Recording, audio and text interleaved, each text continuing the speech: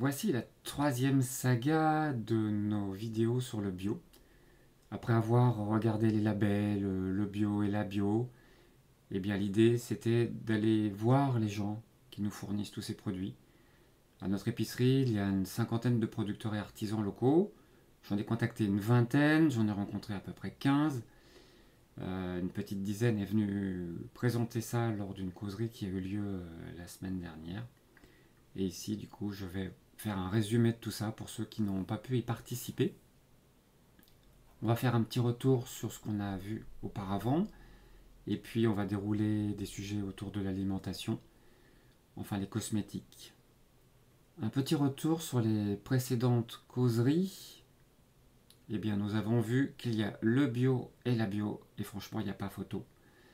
Tout ce bio, de grande surface en général, eh bien, ils viennent souvent d'Espagne dans des mers de plastique, avec beaucoup d'emballage, des produits qui ne sont pas toujours très vertueux. Bien sûr, souvent c'est mieux que le conventionnel, au moins vis-à-vis des pesticides, des fongicides, etc. Mais franchement, le mieux c'est quand même la bio que l'on peut trouver dans nos petites boutiques locales. Sur la santé, comme on peut voir dans le deuxième opus, les impacts sont démontrés. Bien sûr, il y a le mode de vie qui a un impact certain, puisqu'on constate que les gens qui mangent bio en général font plus d'activité physique, mangent plus de légumes par exemple. Et par ailleurs, on se rappelle que si c'est bio, ce n'est pas forcément bon pour la santé. Si c'est industriel, et bien à partir de là, on va retrouver les mêmes conseils que souvent, plutôt préférer préparer ses repas à base de produits bruts. Alors quels sont les points communs de tous nos artisans et producteurs locaux que j'ai pu rencontrer en tout cas? Eh bien, il y a déjà l'entraide. C'est quelque chose qui m'a surpris au premier abord. En fait, ils se connaissent pour la plupart tous, et puis ils se donnent des coups de main de ci, de là, sur différents sujets. Leur engagement est très fort, que ce soit pour aller au-delà des labels, ou que ce soit pour la qualité de vie animale. Il y a clairement aussi cet amour du travail bien fait. On retrouve ça à travers cette idée d'aller au-delà des labels, mais effectivement, c'est toujours cette concentration autour du produit final et de leur impact potentiel, puisque par exemple, ils s'approvisionnent la plupart du temps au maximum en local. On va maintenant parcourir tout ce qui concerne l'alimentation, à commencer par le pain, une des bases de notre alimentation. Il faut savoir que je les ai rencontrés sur place à Saint-Nazaire. Ils m'ont même proposé de passer la journée avec eux pour pouvoir à la fois les aider, mais aussi voir vraiment le cœur de leur travail. J'y ai passé 2 petites heures, ils m'ont appris beaucoup de choses. Et franchement, leurs produits sont vraiment excellents. Je laisse maintenant la parole à David des Pains Maritimes. C'est une spécialité chez eux de embaucher les autres. Merci Alain. Et en effet, on aurait bien aimé que tu restes la journée, brosser des moules. On est toujours preneur de coups de main. Bonjour, je suis David de la boulangerie Pain Maritime à Saint-Nazaire. Une boulangerie qui va fêter 4, 5, 6, 7, c'est 7 ans le 26 mai 2016 avec le copain avec qui on a monté la boulangerie, Jean-Marie, qui est parti en retraite depuis, mais on a vendu notre premier pain à la boutique. C'est une reconversion aussi pour moi. Alors je n'étais ni coiffeur ni ingénieur, mais j'ai travaillé 15 ans pour une association de lutte contre le sida. Voilà, malgré tout, je suis encore un jeune boulanger qui a beaucoup à apprendre. Aujourd'hui, nous sommes 4 à travailler à la boulangerie, dont 3 filles et moi. Charlotte, Camille, Lucille. On travaille 4 jours par semaine, en tout cas on fait du pain 4 jours dans la semaine.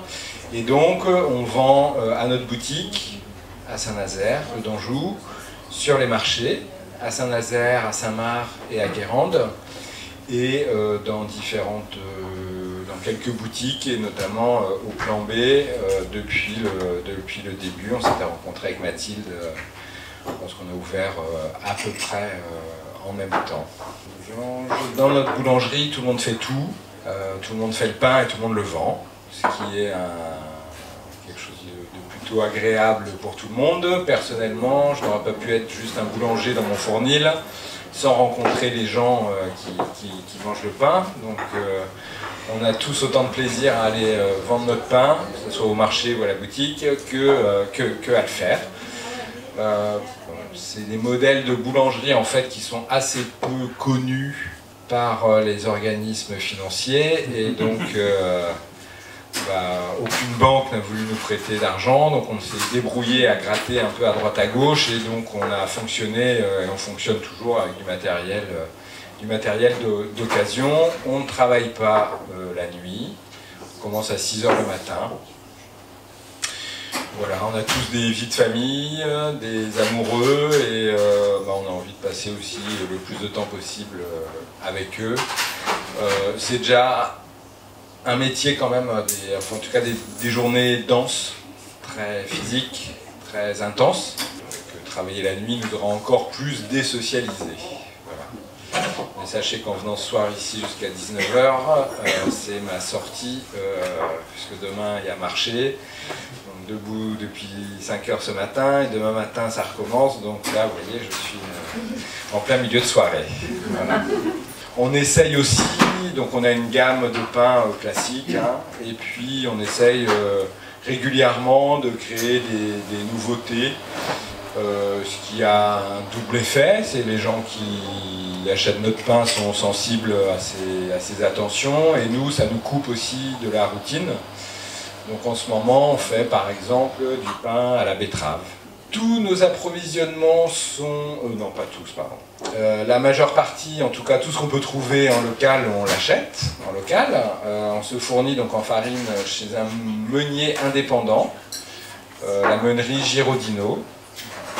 C'est encore un des rares meuniers en France à être resté indépendant. Historiquement, il y a 2 moulins dans cette meunerie, un moulin bio, un moulin pas bio, et un moulin bio qui date déjà des années 60. Donc c'était déjà des gens à l'époque qui étaient sensibilisés à la problématique du bio. Ce sont des farines de Loire-Atlantique, de Vendée, de Maine-et-Loire, et un petit peu d'Ille-et-Vilaine et de Morbihan. Voilà, il y a des choses qu'on n'arrive pas à voir en local. Évidemment, quand on fait du pain avec des figues, des abricots, des noisettes, tout ça c'est plus compliqué. Et des choses qu'on pourra avoir en local, en tout cas un peu plus local. Alain a mis l'exemple des graines de courge. Il y a un gros problème de filière en France aujourd'hui sur les graines, avec notamment très peu de matériel ou de gens qui savent trier les graines. Et du coup, ça fait des choses très chères. Les graines de courge, on a essayé une fois avec la personne qui nous fournit, donc à travers la meunerie, hein, mais qui nous fournit le petit épeautre. Donc le petit épeautre qui est une variété de blé ancienne et qui pousse plutôt sur le bassin méditerranéen. Là, il y a un producteur en Vendée qui fait de la très bonne farine et il a fait des graines de courge à un moment donné, sauf que les graines de courge étaient 3 à 4 fois plus chères que ce qu'on peut trouver des graines de courge, notamment d'Autriche. Donc du coup, c'est toujours pour nous des équilibres à trouver entre un pain abordable et puis un pain qui le devient plus si on met des choses trop onéreuses dedans. On ne gâche pas de pain, en effet, donc soit on le distribue, soit quand il nous en reste qu'on n'a pas réussi à le distribuer, il y a une brasserie à Saint-Nazaire, la brasserie Veracruz, qui récupère notre pain, qui le fait sécher, qui ensuite en fait de la bière. Nos approvisionnements, autrement, sont aussi les plus locaux possibles, comme je le disais. Alors chez Gérard, on récupère pas la fiente, mais on récupère les œufs, la brioche. On essaye de sublimer ces œufs. On n'arrive pas toujours à être au niveau, mais on essaye. C'est marrant, je l'attendais celle-là. Ouais. C'est toi qui l'as fait en général. Beaucoup de dépendance aux conditions climatiques. C'est ce qui fait à la fois... c'est quand même assez vite aussi un métier qui peut être routinier. C'est-à-dire que quand on arrive à 6 h le matin, on sait comment la journée va se dérouler jusqu'à 16 h le soir. Et donc les conditions climatiques nous créent de temps en temps des petits sursauts, c'est-à-dire qu'en effet, il faut quand même toujours s'adapter. Est-ce que le temps est humide, sec, chaud, froid? Voilà. C'est aussi en lien avec les farines, qui sont quand même des farines assez stables, mais vous voyez en ce moment on est au printemps, c'est des farines dans lesquelles il y a encore le germe de blé, l'intérieur du grain, et en ce moment, comme tous les germes, ils travaillent, donc c'est pas la même pâte à travailler en ce moment que en plein été ou au milieu de l'automne. Voilà, ce sont des pains qui se conservent. Hein. Madame qui prend son pain à Guérande régulièrement. On a beaucoup de gens qui achètent du pain une fois par semaine. Donc c'est en effet, on travaille au levain, je ne l'ai pas dit peut-être, mais le vin et fait des fermentations les plus longues possibles. Voilà, après, bon, je crois que c'est la peine de parler de l'augmentation de l'énergie, je pense que tout le monde est au courant. On se fournit aussi chez Enercop comme fournisseur d'énergie, un fournisseur d'énergie renouvelable. Voilà, merci.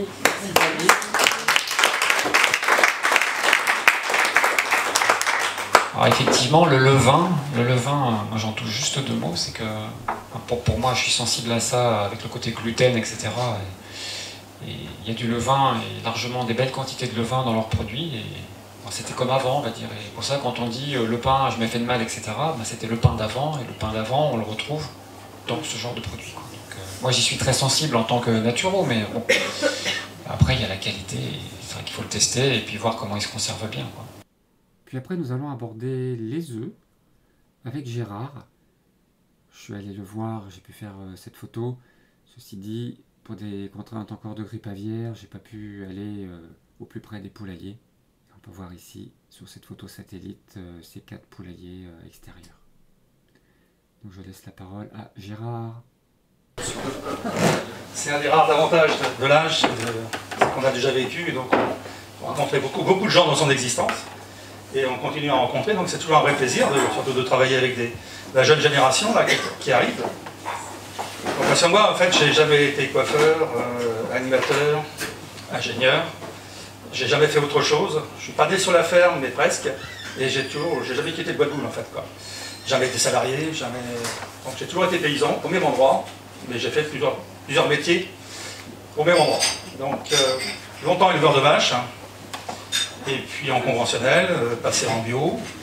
Et depuis un peu plus de 4 ans, donc j'ai repris l'activité, on s'est séparés au niveau du GAEC, et j'ai repris l'activité des poules pondeuses en solo.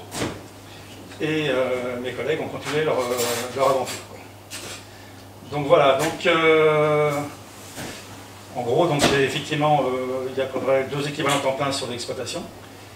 75 clients, donc uniquement je ne fais pas de vente directe, uniquement en circuit court.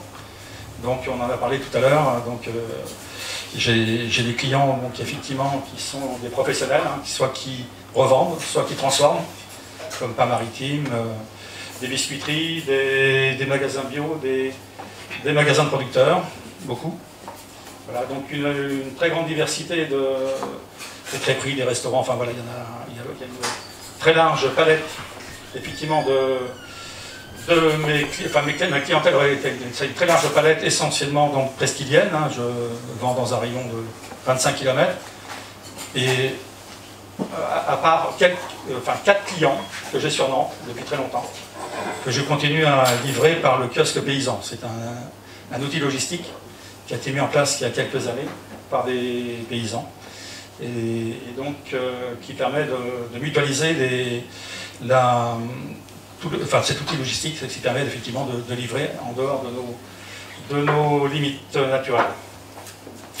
Donc effectivement, il y a eu à un moment donné, effectivement, on en avait parlé avec Alain, donc une surproduction d'œufs en bio parce que il y a eu comme tout ce qui fonctionnait à plein régime à une époque, c'est-à-dire quand la bio avait des croissances à 2 chiffres, effectivement, nos organismes agricoles, coopératifs, privés se sont mis en tête de développer cette activité-là, mais seulement en montant des élevages de 10, 12, 15, 20 000 poules. Donc, sans concertation, donc effectivement, on s'est retrouvé avec pléthore d'œufs et en plus confronté dans la foulée à une baisse historique de la consommation bio en France. Et donc voilà, donc, il y a eu effectivement à un moment donné des gros problèmes de surproduction, ce qui fait que j'ai des copains qui ont dû se déconvertir. On ne leur a pas laissé le choix, leur intégrateur ne leur a pas laissé le choix, ils sont revenus en plein air en fait, plein air conventionnel. Donc ça a concerné pas mal de monde parce qu'effectivement il y avait plus effectivement des débouchés en bio. Qui est toujours 3 fois par an, c'est quand je réforme mes pondeuses et que je dois vider, nettoyer, remettre au taquet pour remettre ça propre pour que des nouvelles poulettes arrivent. Hein. Donc voilà, donc ça fait effectivement des pics de travail à cette époque-là. Donc ce qu'on avait évoqué avec Alain, c'est qu'actuellement il y a une réflexion au niveau de la Fédération nationale de retravailler sur des races qui seraient mixtes, avec la possibilité de valoriser les mâles en production de chair et donc les femelles en production pondeuse, quoi. Parce qu'actuellement on est sur des filières hyper spécialisées. Depuis 60 ans, en fait, on ne travaille qu'avec des hybrides. Donc c'est-à-dire que moi quand on m'a dit quelle race, c'est pas des races en fait, ce sont des souches. Et donc et à part effectivement si on veut travailler avec des races anciennes, genre Warren, Barance, enfin, Sussex, effectivement il y a tout un tas de races anciennes effectivement, mais on peut pas nous en tant que professionnels travailler avec ces races-là, sachant que la production est extrêmement faible. Et donc depuis des années on travaille avec des hybrides. Et le problème, c'est qu'on aurait bien aimé, effectivement, enfin, il y a une réflexion qui est ancienne, c'est de créer en bio une démarche spécifique, avec des critères qui seraient les nôtres. Parce que pour le moment, moi j'achète des poules dans le réseau conventionnel. Hein. En fait, c'est des grands faiseurs de la filière avicole qui font effectivement des poulettes que j'achète. Et on est tous dans le même cas, quoi. Donc là, oui, effectivement, ça fait partie des aberrations, mais ça évolue là actuellement. Là. Effectivement, les œufs, effectivement, il y a moyen de les commercialiser, mais dans des filières spécifiques, genre casserie, etc. Donc ça, c'est effectivement des trucs qui sont effectivement des trucs qui ont évolué, mais effectivement, c'est très normé. Hein. Moi, j'ai donc une taille de production qui nécessite un centre d'emballage d'œufs aux normes européennes. Et donc là, effectivement, on est soumis à tout un tas de critères. C'est effectivement les contraintes de la démarche. Et donc, mais en même temps, bon, alors d'un côté, il y a d'hygiène et sécurité alimentaire. Et puis, à côté, il y a énormément de paperasserie, parce qu'il faut effectivement tracer, enregistrer, enfin voilà. C'est des contraintes, effectivement, qui sont lourdes pour des structures comme les nôtres, qui sont de taille modeste, quoi. Donc, tout à l'heure, on a évoqué donc, la grippe aviaire, donc effectivement, ça a été dans notre actualité depuis plus de 2 ans. Enfin, c'est beaucoup plus vieux dans le sud-ouest, mais c'est remonté il y a 2 ans chez nous, Pays de la Loire-Bretagne. Et donc, on vit avec ça depuis un moment. Et c'est des contraintes. Alors moi, effectivement, j'ai cette chance d'être dans une zone où on n'a pas été directement contaminé. On est dans une zone où il y a peu d'élevage, de petits élevages, en gros une faible concentration d'élevage et une faible concentration dans les élevages. Donc très loin de ce qu'on vit, ce qu'on trouve en Sud-Loire, en Vendée ou en Bretagne, où là effectivement on a la totale, quoi. Une grosse concentration d'élevage et des grosses concentrations dans les élevages. Donc nous, ce qui nous a effectivement, on a effectivement servi de bouc émissaire, hein, je ne sais pas si vous avez suivi ça. Le plein air est servi de bouc émissaire parce qu'en fait on nous reprochait, la filière industrielle nous reprochait d'avoir nos volailles dehors et donc d'être potentiellement des contaminants parce qu'on était en contact avec la faune sauvage, quoi. Donc, sachant qu'effectivement, c'est vrai, c'est assez acté que c'est effectivement surtout les canards et les anatidés qui transmettent le virus de manière transcontinentale. Mais nous, on a fait notre petite étude à notre niveau sur une centaine d'élevages, et à part un qui avait été impacté par un voisin qui était contaminé, aucun des élevages plein air enquêtés n'avait été touché par la grippe aviaire. Sauf qu'on est soumis aux mêmes règles que la filière industrielle, c'est qu'on a animaux claustrés. Donc il faut savoir actuellement qu'à part quelques irréductibles comme moi, et je ne suis pas tout seul, il y en a d'autres, Dominique qu'on a évoqué tout à l'heure, ces volailles sont dehors, et d'autres, où on refuse effectivement de claustrer. Tous les volailles, c'est du pseudo plein air. Quand Loué communique sur ces volailles en plein air, c'est faux. Elles sont claustrées, c'est obligatoire. Enfermé, quoi. Claustration, c'est ça, c'est enfermé, quoi. Donc on a dû faire une croix sur notre cahier des charges, donc d'une manière tout à fait légale, hein. C'est une décision administrative, donc on n'est pas en tort par rapport aux engagements qu'on a pris, mais on produit d'une manière complètement différente par rapport à nos pratiques et à nos souhaits, quoi. Donc moi, en fait, j'ai pu continuer j'ai pu continuer à sortir mes poules parce qu'en fait, toutes les semaines, je fais un prélèvement pour savoir s'il y a de la grippe aviaire dans mon élevage. Donc ça coûte 30 balles toutes les semaines, mais ça permet, dans le type de zonage où je suis, enfin je vais vous épargner les différents types de zonage, mais on est nous en zone de contrôle temporaire, ZCT, c'est le niveau minimum de la... C'est en fait ZCT, faune sauvage, c'est-à-dire que c'est le niveau minimum de la réglementation. On doit simplement s'assurer qu'on n'a pas de contamination extérieure sur nos élevages. Donc, moyennant un contrôle toutes les semaines, je peux garder mes poules dehors et je suis en règle, quoi. Après, la plupart ont préféré s'abstenir de ce genre de truc et suivre les consignes sanitaires, à savoir enfermement des volailles, quoi. Donc je vous promets que c'est quand même tout à fait différent en termes de... c'est encore plus vrai sur les volailles de chair, où effectivement des animaux qui sont faits pour courir, si vous voulez, au niveau masse musculaire, etc., les collègues ils sont désespérés. Ils produisent des volailles qui ne correspondent pas effectivement à leurs attentes et aux attentes de leurs clients. Voilà, donc c'est un chapitre qui n'est pas clos, parce qu'on espérait, alors c'est vrai qu'on espérait effectivement un vaccin, parce que je crois qu'on a fini par admettre qu'il n'y avait pas vraiment d'autre solution pour se sortir de ce paquet de points. Aux dernières nouvelles, il y en aurait un sur les canards et les dindes, pas encore sur les poules, et de toute façon pas encore tout de suite, et donc on va continuer pendant encore un moment à vivre avec cette épée de Damoclès, et puis un dernier mot là-dessus, parce que ça a vraiment impacté. Moi c'est vrai que j'ai été concerné uniquement par des retards, parce qu'il faut savoir que la filière volaille c'est extrêmement structuré, hein. Donc il y a ceux qui font les œufs fécondés, il y a les couvoirs, il y a ceux qui démarrent les volailles, etc. C'est très... Et dès qu'un maillon de la filière est impacté, c'est le bordel, quoi. Moi, j'ai eu un poulailler qui a été vide des mois parce que j'arrivais pas à avoir de poulettes, quoi. Parce qu'entre-temps, soit ils ont été euthanasiés parce qu'ils étaient dans les zones contaminées, etc. Enfin, la filière est entièrement désorganisée, ça c'est limite un aspect marginal, mais il y a beaucoup d'éleveurs qui, eux, ne peuvent pas rentrer, donc ont des problèmes de trésorerie. Enfin, il y a un certain nombre déjà d'arrêt d'activité. Il y a un certain nombre de gens qui ne s'installeront pas parce que dans le contexte c'est suicidaire.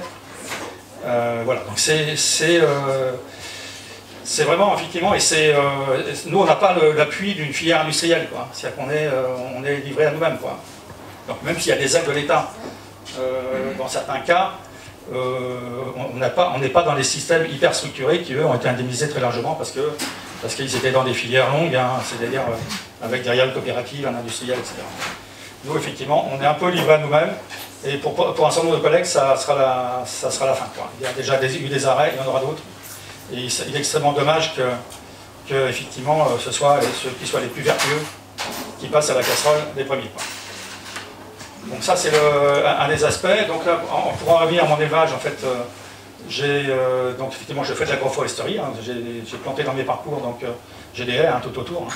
Mais j'ai replanté des arbres, dont des fruits, pas uniquement des fruitiers, mais beaucoup de fruitiers. Et donc j'ai financé mon centre d'emballage d'œufs par une structure qui s'appelle Mimosa. Donc j'ai fait un appel, non pas au don, mais au prêt. Et donc ça fait un peu plus d'un an. Et donc il y a 154 personnes qui se sont portées volontaires pour financer mon centre d'emballage. Parce que vu mon grand âge, j'avais plus le droit au prêt bancaire, quoi.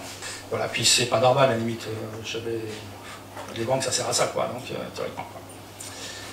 Voilà, et puis donc on ne le voit pas tout à fait bien, mais derrière là-bas sur un de mes poulaillers, il y a des panneaux solaires.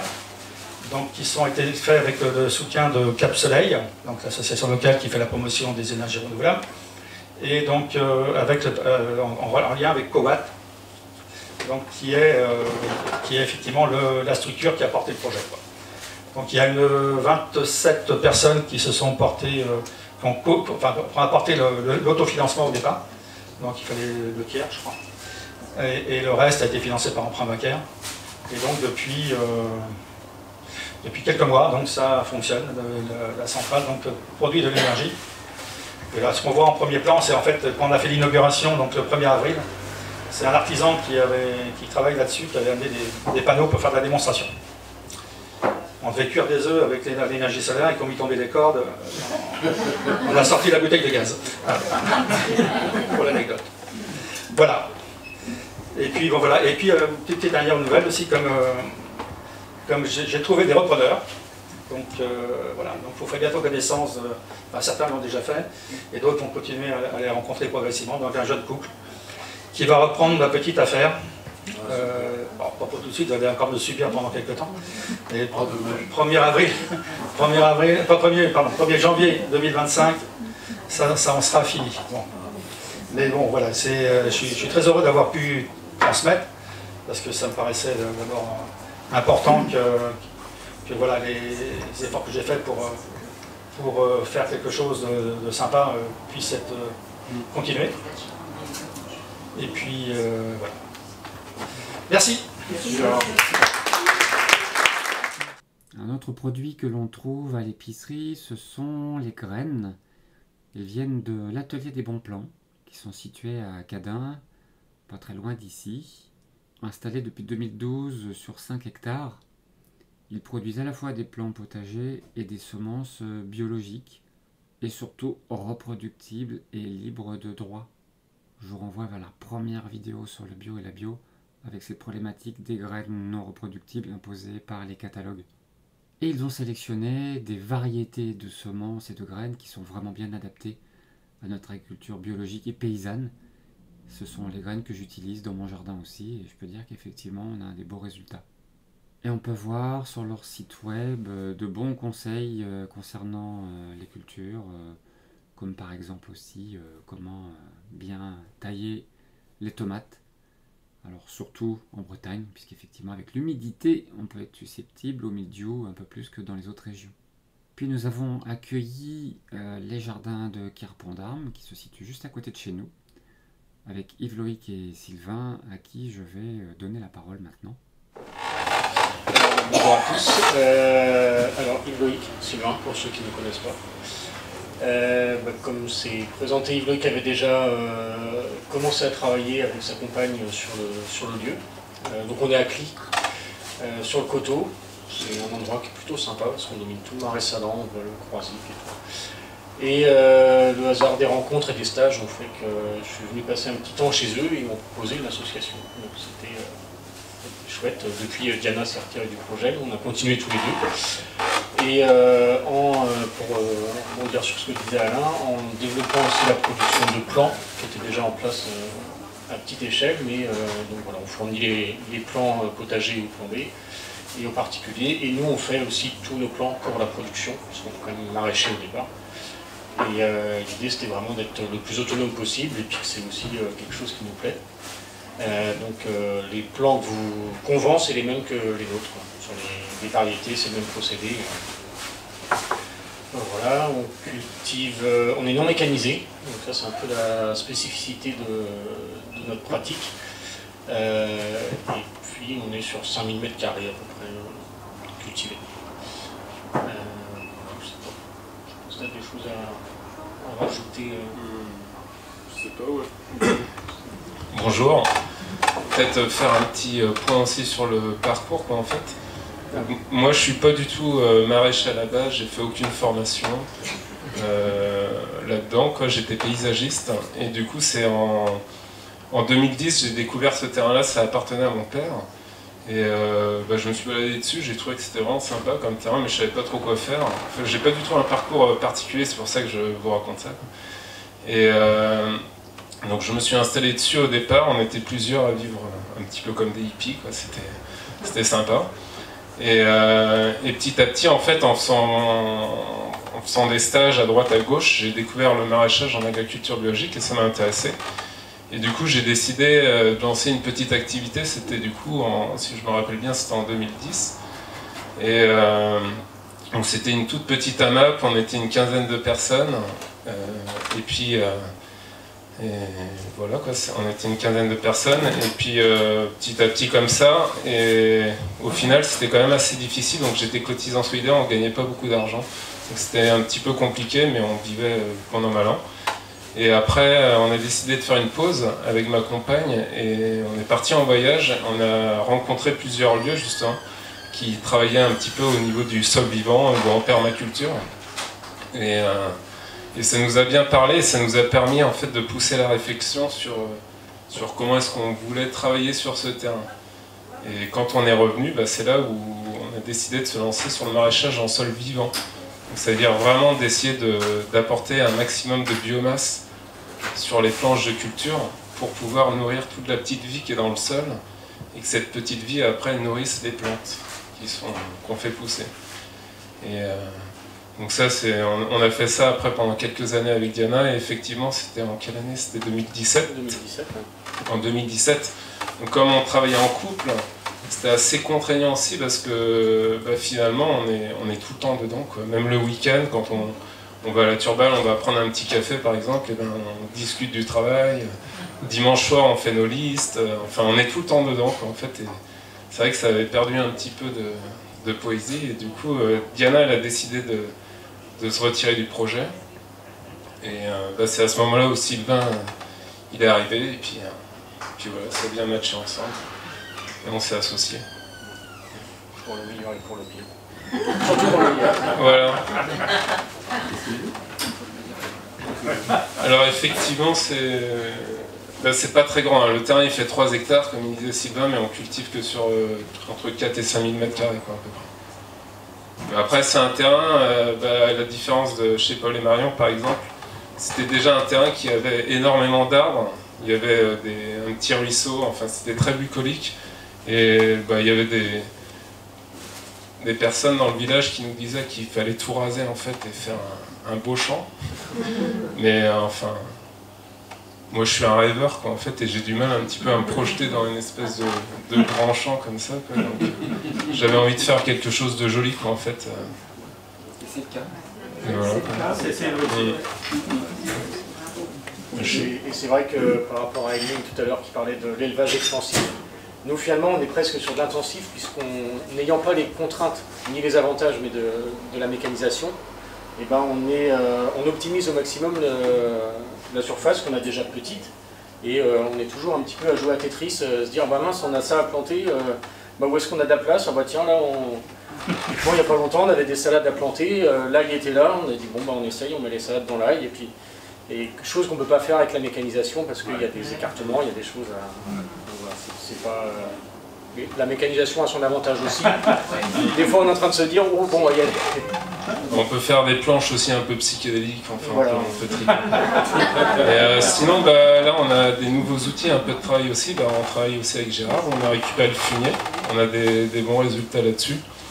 Et sinon il y a une station de compostage en fait qui s'est installée à Cly, ça s'appelle Oligéo. Compost in situ, c'est Julien Pochet et c'est la première année où on essaye son compost et on a vraiment des bons résultats, quoi. Il utilise de la fiente, je crois, il utilise un côté produit. 5% de fiente et... Ouais, il utilise des résidus de cantine aussi, ça. des coquilles d'huîtres, donc ça permet d'avoir du calcaire un petit peu aussi dans le compost et ça fait remonter le pH au niveau du sol. Et voilà, on trouvait qu'on a vraiment des bons résultats. C'est concluant là, le compost? Ouais, pour le moment on a des bons résultats, quoi. L'avantage d'avoir quelque chose d'assez local puisqu'il travaille tout en local et puis de réutiliser tous ces déchets qu'on produit quand même malgré nous, quoi. Et comme Yves Loïc et comme la plupart de mes nouveaux collègues, on n'est pas comme Gérard, on n'a pas grandi dedans. Et moi je travaillais sur les voiliers de course avant, donc ni coiffeur ni ingénieur, mais voilà, chacun son parcours. Et voilà, c'est sans regret. Merci. Merci. Un autre maraîcher, c'est les jardins de Domery, qui ont une terre familiale sur 15 hectares. Là aussi, l'engagement est fort et c'est une historique familiale qui vient jusqu'à son grand-père. Donc une agriculture biologique, respectueuse de beaucoup de choses. Ça fait 14 ans qu'ils sont installés et ils emploient en tout 7 personnes. C'est équivalent temps plein, avec des serres sur 1 hectare, une belle quantité de serres. Ils récupèrent l'eau de pluie pour l'arrosage et quand c'est limité, ils font appel à des forages locaux. Et on peut voir sur cette photo aussi l'usage de ruches qui permet de polliniser les tomates. Ça fait partie des auxiliaires utilisés en agriculture bio. Et vu le volume, il y a quand même pas mal de matériel à disposition. Beaucoup de bâches à étendre et à retirer. Comme par exemple, quand je suis allé les voir, J'avais bien cru reconnaître les aubergines en dessous de ces premières bâches au premier plan. Et oui, on était encore au mois de mars, et c'était pour se protéger des potentielles gelées, puisque dans une serre, en hiver, il fait à peu près la même température que dehors le matin. Donc c'est le maraîcher qui fait les plus grosses livraisons dans notre épicerie, à la fois le mardi et le vendredi. Puis le second maraîcher, c'est le jardin d'Aliwen, dont Marion est venue nous parler de son activité. Et je vais maintenant lui laisser la parole. Marion, donc moi je suis installée avec mon conjoint, donc Paul, qui est juste là, et qui est en train de palisser des tomates en ce moment même. Et du coup, nous on est installés depuis 2 ans, depuis avril 2021, à Saint-Molf. On s'est installé sur une prairie, en fait, il n'y avait rien du tout, même pas d'arbres. Du coup, c'était un petit peu dur au départ. Moi, je ne suis pas du tout issue du milieu agricole. J'étais ingénieure dans les énergies renouvelables à Paris. J'ai travaillé pendant 5 ans là-bas. Et puis après, gros remise en question, revenir à la terre, revenir faire des choses qui avaient plus de sens pour moi. Et du coup, j'ai suivi tout un processus de réflexion, d'expérience, forcément, pour travailler le sol, travailler la terre, travailler avec les légumes, les plantes, etc. Et on a trouvé du coup ce terrain, donc forcément on a toujours un imaginaire quand on veut s'installer, une belle petite ferme avec une petite longère et une mare et un sous-bois, etc. Et du coup quand on arrive sur une prairie où il n'y a rien, c'est un peu complexe. Mais en fait sur la presqu'île, en fait il y a une grande pression foncière, très compliqué de trouver des terrains. Et du coup ça a quand même été une chance de trouver ce terrain qui est quand même très proche du bourg de Saint-Molf. Donc pour la vente directe à la ferme, c'est pas trop mal finalement. Du coup, on a replanté 1000 arbres parce qu'il fallait remettre des haies. On travaille aussi en agroforesterie, donc on a planté plein de fruitiers dans nos planches de culture. Donc en gros, on va cultiver des légumes qui sont des plantes qui sont annuelles, qu'on change chaque année. Et on a des arbres qui vont permettre d'être des pôles de biodiversité, donc pour ramener de l'insecte, de la biomasse, des oiseaux, etc. Et pourquoi pas, dans 5 ans, peut-être des fruits. Voilà. Que dire de plus ? Forcément, on a de la chance sur la presqu'île, parce qu'on peut travailler qu'avec des amendements, on va dire, organiques. Donc là, on a du fumier de l'éleveur bio de notre commune, qui est Christophe, et de la fiente de poule de chez Gérard. Donc c'est quand même super chouette de se dire qu'on puisse avoir ça, qu'on n'ait pas des granulés, des choses comme ça pour alimenter notre sol et les petites bébêtes du sol. Donc voilà, ça c'est quand même quelque chose qui est important, parce que pour moi ça me semblait vraiment important de ne pas rajouter de choses que j'achète encore plus de l'extérieur, des gros sachets de granules. Donc c'est vrai qu'on a une grande chance en presqu'île, en tout cas nous on a eu de la chance d'avoir de tout ça, quoi. Donc forcément pour faire de la vente directe à la ferme, il faut proposer plein de légumes, et c'est ce qui rend le métier très intéressant. Donc on est sur une cinquantaine de variétés, on a plutôt 50 espèces et à peu près 150 variétés.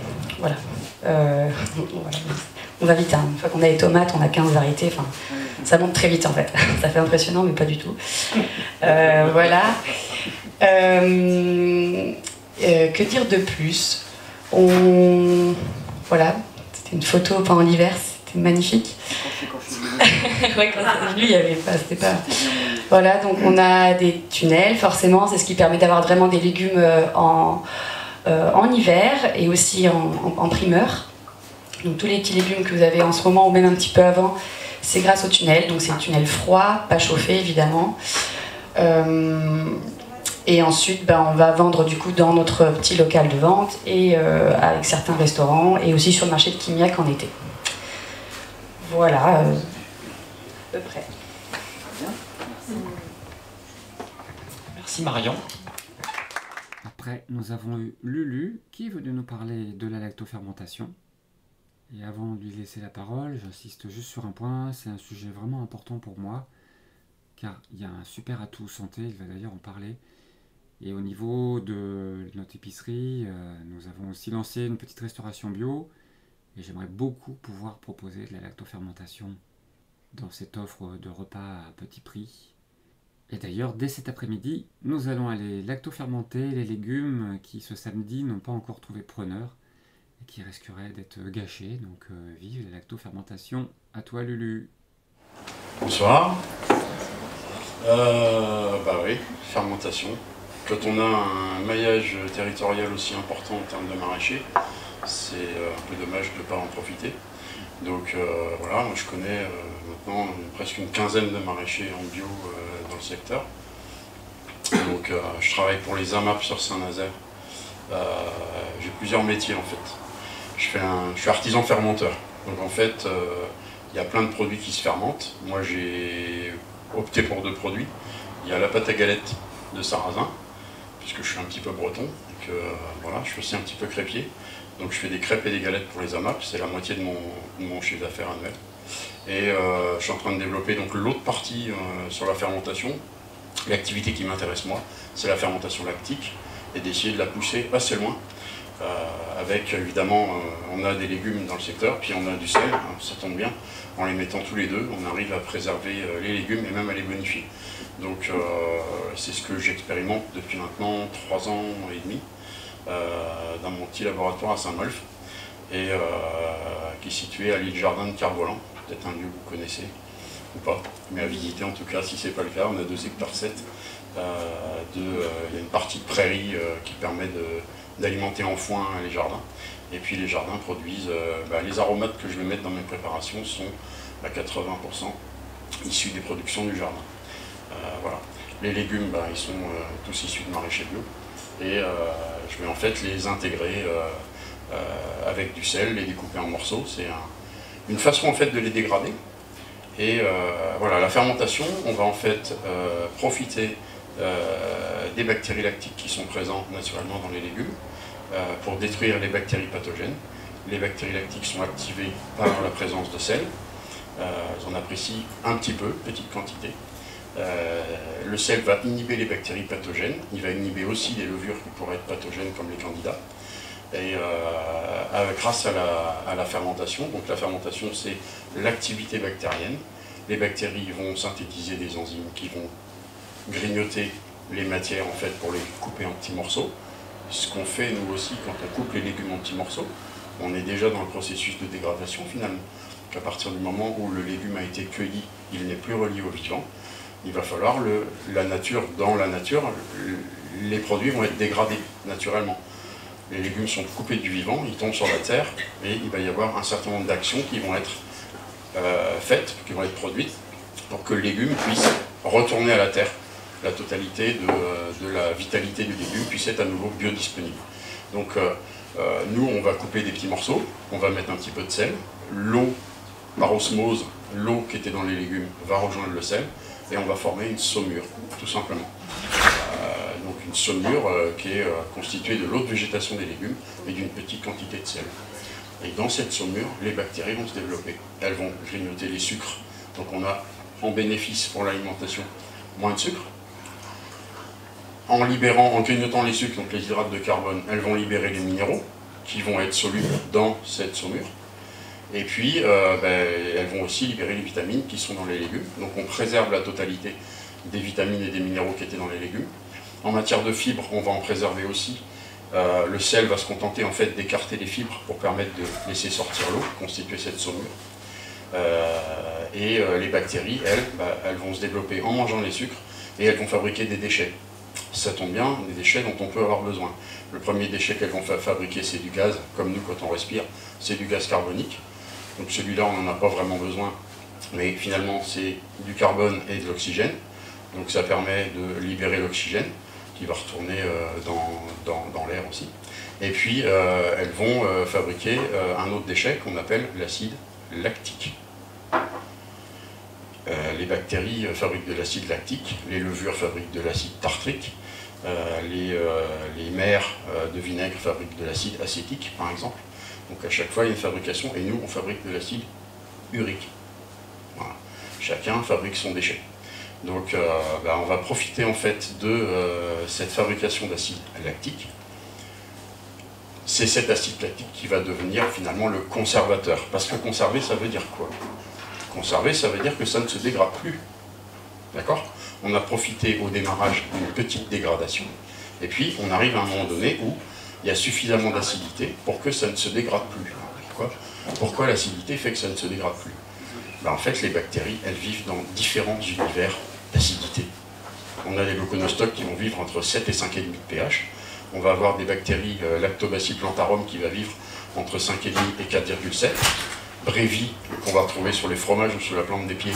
Mais oui, on a des bactéries lactiques aussi sur notre corps qui donnent cette couleur orangée parfois sous la plante des pieds, qu'on va trouver aussi comme couleur orangée sur les fromages. C'est Lactobacille brévi.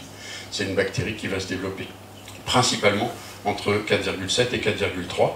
Ensuite, on va avoir les familles de Neri qui vont se développer entre 4,3 et 4,1, et puis les cucuméries qui vont aller de 4,1 jusqu'à 3,2. À chaque fois, les familles de bactéries vont se développer dans un certain milieu d'acidité, qui est optimal pour elles. Mais au bout d'un moment, arrivé à 3,5 de pH, 3,2 de pH, c'est vraiment trop acide, et les bactéries s'arrêtent. Et comme on est dans un environnement fermé, il n'y a pas de levure, puisqu'on s'est débrouillé en nettoyant correctement les légumes et en retirant tout ce qui pouvait être pourri. On s'est débrouillé pour qu'elles ne soient pas présentes et qu'elles ne puissent pas se développer dans le milieu. On n'a plus que des légumes, des fibres, du sel, des bactéries, des vitamines et des minéraux. Et ça s'arrête. Ça arrête de bouger. Au bout d'un mois de fermentation, c'est stabilisé. Et là, on a en plus l'avantage d'avoir non seulement la préservation de tout ce qui était dans les légumes, mais en plus, on a des bactéries. Et ces bactéries sont ce qu'on appelle en diététique des probiotiques. Et les fibres résiduelles qui n'ont pas été dégradées par les bactéries, on appelle ça des prébiotiques. Et les deux, ça forme ce qu'on appelle le symbiotique, ce qui va nous nourrir. Et ces bactéries qui ont grignoté des sucres, elles synthétisent en elles des vitamines. Les vitamines B1, B2, C et K. B1, B2, c'est les neurotransmetteurs de la sérotonine. L'activateur des neurotransmetteurs de la sérotonine qui nous disent « je vais bien » ou « je vais pas bien » et qui nous pousse aussi à un certain imaginaire pour savoir comment on pourrait aller mieux. C'est assez intéressant pour apprendre à se soigner, c'est-à-dire prendre soin de soi. Je rappelle une petite phrase qui a été attribuée à Hippocrate, que ton aliment soit ton médicament. Mange bien et tu n'auras pas besoin de te soigner. Soigne-toi bien en mangeant bien. Et puis voilà, c'est un petit peu comme ça que je fonctionne. Donc comme évidemment il y a plein de légumes qui sont disponibles et qu'on a des saisons qui sont très multiples, bah, il y a plein de possibilités de recettes. Voilà. Alors on peut préparer des légumes tout seul. Moi je trouve ça assez insipide. Quand j'ai des invités à la maison, je ne vais pas faire juste des carottes râpées dans un saladier et puis servez-vous. Non, je vais mettre des petites graines de cumin, des petites feuilles de ciboulette, des petites feuilles de persil, etc. Agrémenter les recettes. Donc je fais des mélanges. J'ai en effet une quarantaine de recettes, j'en ai produit une centaine en 3 ans, pour voir ce qui marche et puis ce qui marche pas très bien, parce que des fois c'est pas bon. Des fois ça fermente pas bien, voilà. Mais voilà. Donc objectif, mettre en valeur les produits locaux et puis les conserver. Et puis faire qu'on va pouvoir les utiliser pour le bénéfice de notre microbiote et d'égayer aussi nos papilles. Voilà. Je fais des petites formations qui sont gratuites, qui se passent sur 2 jours, qui sont dans un esprit permaculturel, c'est-à-dire que l'abondance en permaculture, ça se partage, le savoir-faire, ça se transmet, de manière à ce que chacun puisse en bénéficier dans son quotidien. Voilà. Et plus on parlera de lactofermentation, et plus moi je pourrai vivre en vendant, entre autres, mais voilà, aussi en rassurant tout le monde, en disant qu'il y a des possibilités d'avoir des produits de qualité qu'on peut fabriquer soi-même. Donc voilà. Un petit mélange, peut-être la photo ça rend pas très bien, mais voilà, sur un mélange. Mais voilà, donc certains de mes produits, certaines recettes sont disponibles ici. Et puis voilà. Si les échanges tant savoir-faire vous intéressent, n'hésitez pas. Vous trouverez mon adresse mail bien quelque part par ici. Et je pourrais vous transmettre les informations pour venir tout simplement découvrir, faire une immersion en lactofermentation.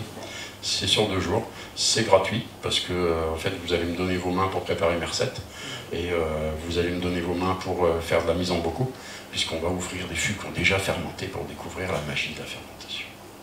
Merci beaucoup. Pour suivre côté boisson et vinaigre, l'atelier de la Pépie, à côté de Rochefort-en-Terre. qui a été créé depuis un certain temps mais repris par leur propriétaire actuel depuis 2018. Il y a 2 gérants et un salarié à temps partiel, voire 2 en pleine saison. À savoir que les pommes sont issues de vergers locaux, dont certains qui proviennent de particuliers, et ils ont dû faire la labellisation bio pour ces particuliers pour pouvoir bénéficier de ces pommes locales. Le marc issu du pressage sert à l'alimentation des vaches, donc pas de perte. Et puis au niveau équipement, eh bien, il y a beaucoup de choses. 35 000 litres qui sont dans une chambre froide, puisque l'été, il faut pouvoir contrôler la température pour éviter que la fermentation s'emballe. Et ils réutilisent les bouteilles pour ce qui est le jus, le bissap et le vinaigre. Alors pas les bouteilles de cidre, parce qu'à la moindre imperfection, il y a des risques d'explosion en fait.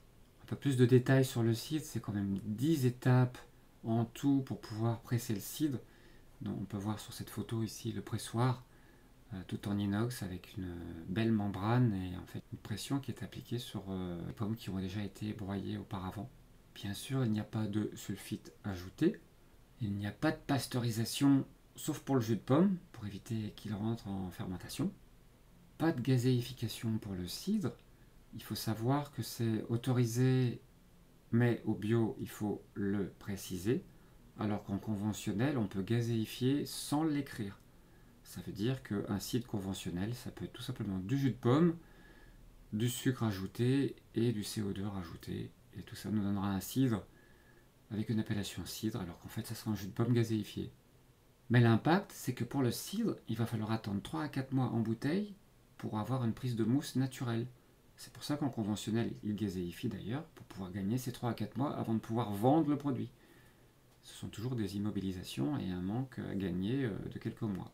Quant au vinaigre que l'on peut voir sur cette photo du haut dans les 2 cuves, eh bien c'est fait à partir d'un cidre sec, donc qui a 0 sucre résiduel. Et il n'y a pas de filtrage pour ce vinaigre.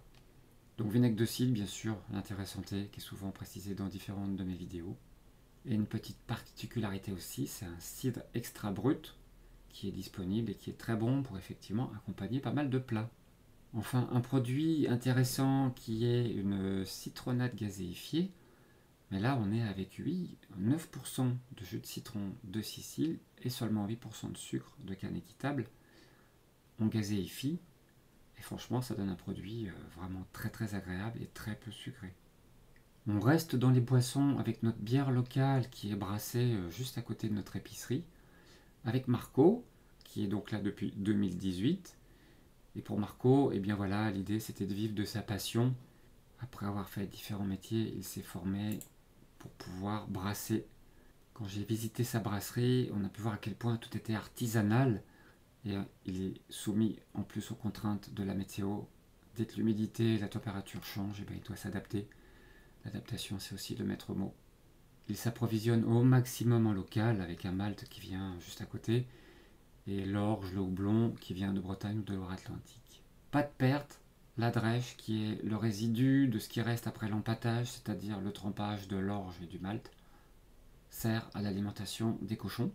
Et bientôt, il va pouvoir consigner les grandes bouteilles, là encore pour être plus vertueux, éviter tout ce circuit de bouteilles récupérées, refondues, remoulées, etc. C'est en tout plus de 10 étapes, toutes manuelles, avec des tuyaux dans tous les sens, des cuves dans tous les sens. En fait, ça circule de partout, son local est très petit. Et à la fin, eh bien, nous avons notre très bonne bière, et puis la drèche en sortie, comme on peut voir ici en photo. Puis nous passons à la viande de bœuf et à la viande de veau. Quand je suis allé les voir, j'ai bien pu voir toutes ces vaches et ces veaux en pleine liberté dehors, quel que soit le temps. Je laisse la parole à Emeline. Donc bonjour à tous, moi c'est Emeline Jaffre de la ferme de la Côte d'Amour à La Turballe. Donc je suis installée avec mon mari depuis 2019. J'étais pas du tout dans cette branche-là à la base. J'ai fait une formation coiffure, rien à voir. Et à un moment, je me suis dit, quitte à être avec des peaux de vache, autant que ce soit des vrais.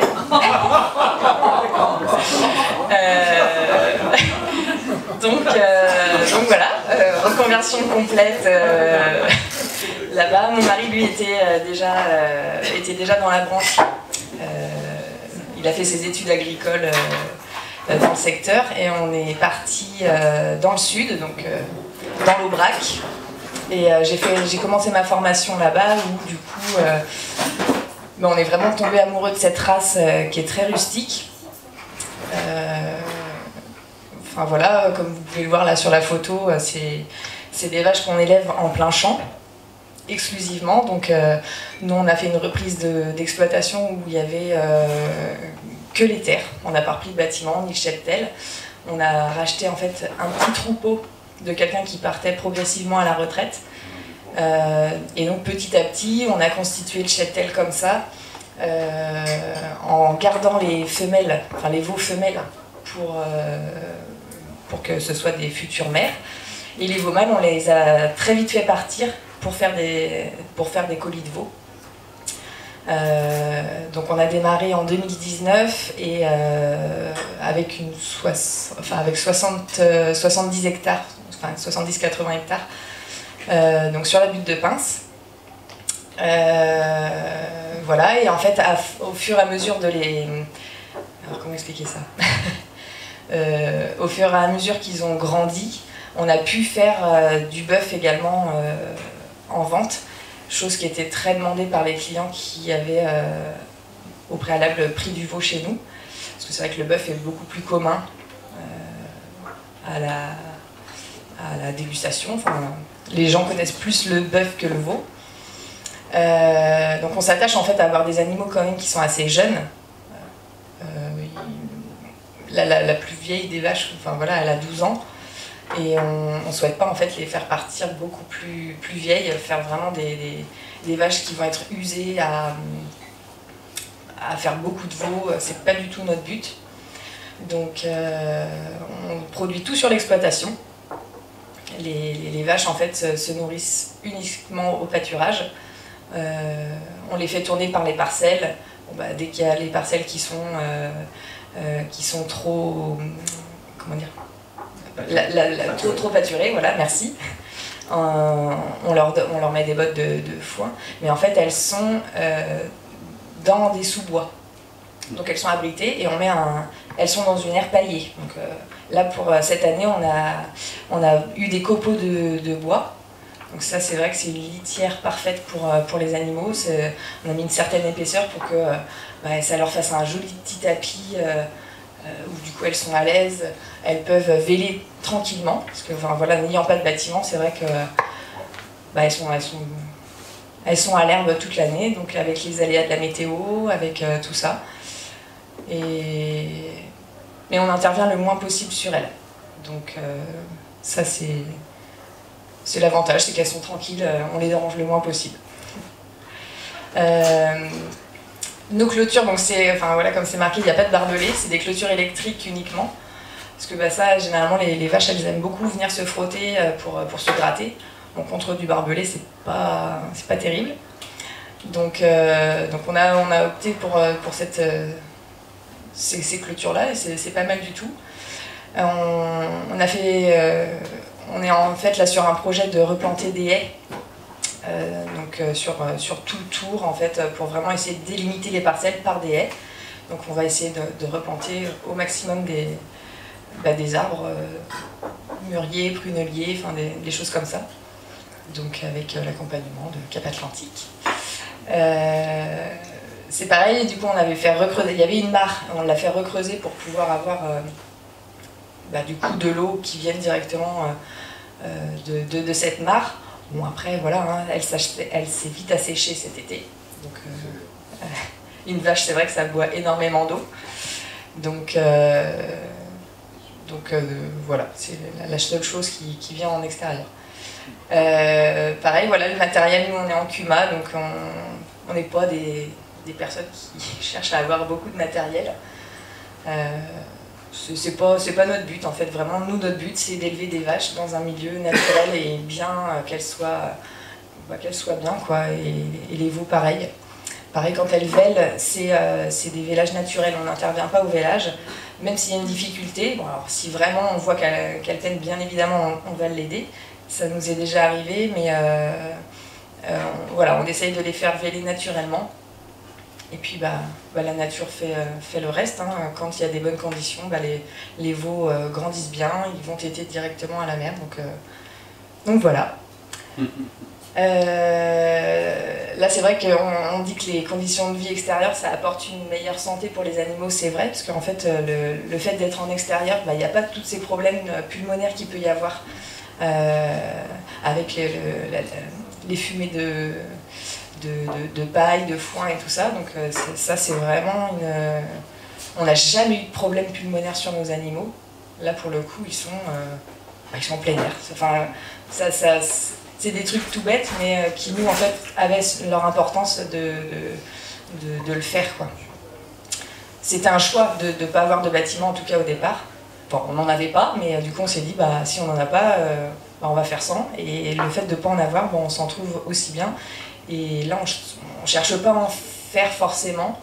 On cherche à faire un parc de contention pour pouvoir manipuler les animaux, parce que, comme vous voyez, elles ont quand même des très grandes cornes.